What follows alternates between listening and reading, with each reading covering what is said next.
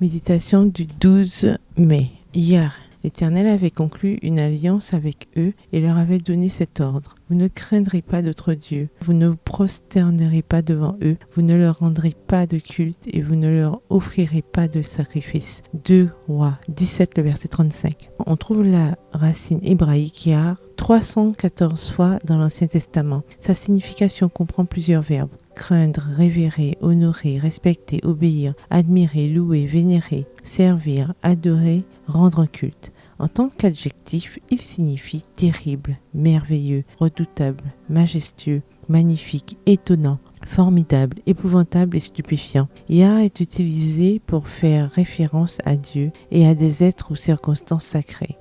Lorsque Yah est traduit par révérence, c'est en relation avec le sanctuaire, voir Lévitique 19, le verset 30. Le sabbat, voir Lévitique 26, le verset 2 et Dieu, voir Psaume 89, le verset 7. Traduit par redoutable, il est également lié au nom de Dieu, grand et redoutable, Néhémie 1, le verset 5. Traduit par terrible, il fait référence à Dieu, par devers Dieu et la majesté terrible, Job 37, le verset 22 dans la version Darby. Lorsqu'il est traduit par formidable, redoutable ou impressionnant, il fait référence aux œuvres de Dieu. On parlera de ta force redoutable, Psaume 145, le verset 6. Combien ce que tu fais est impressionnant, Psaume 66, le verset 3 dans la version Bible en français courant. Comment les Israélites ont-ils pu ne pas comprendre la demande de Dieu? Si l'on en juge par l'original hébreu, ce que dit la parole inspirée est ce qui suit. Ne considérez personne comme terrible, si ce n'est Dieu. Seules les œuvres de Dieu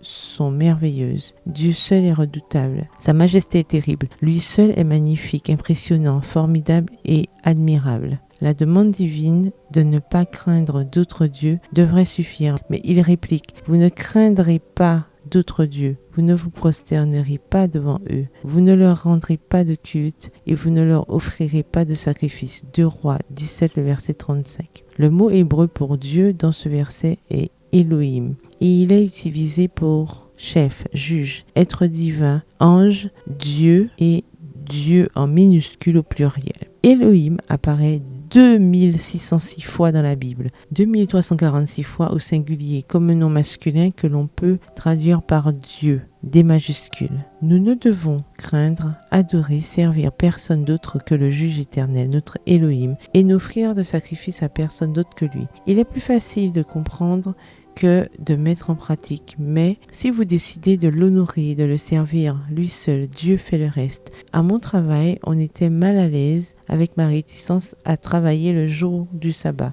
J'ai répondu qu'il pouvait se passer de mes services si cela les gênait. Je crains Dieu plutôt que les hommes. Mais vous voulez une personne fidèle à Dieu parce qu'elle vous sera fidèle. Ai-je informé le patron? Il m'a observé quelques secondes et a dit « Ne vous inquiétez pas, je vous fais confiance, je verrai comment résoudre ce problème. Dieu travaillera en votre faveur pour votre bien de son point de vue. Yah guérit toutes les peurs. Voici la différence entre la peur et la crainte. Bonne journée, que l'Éternel vous bénisse. »